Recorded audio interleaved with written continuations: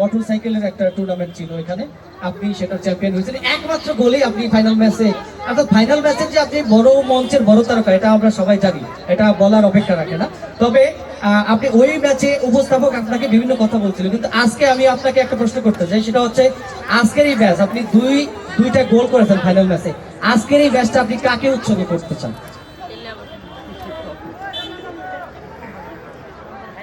আজকের এই ম্যাচটা আমি আসলে আপনাকে উৎসর্গ করলাম ভাই। Thank you so much. এবং please to mister Habib chocolate ভাই, অসংখ্য ধন্যবাদ হাবিব ভাইকে। হাবিব ভাইয়ের খেলা আমি কমপক্ষে 50টা মাঠে, একটা দুইটা না, প্রায় 50টা মাঠে আমি ধারাভাষ্য দিয়েছি। বিভিন্ন মাঠে যাওয়ার সুবাদে আমার হাবিব ভাইয়ের সাথে আমার কেমিস্ট্রিটা খুব দারুণ, এটা আপনারা আজকেই প্রমাণ পেলেন। এবং খেলা শুরু হওয়ার আগে যেটা বলেছি, শেষে তিনি সেটা প্রমাণ করলেন মাঠে। Thank you very much Habib ভাইকে।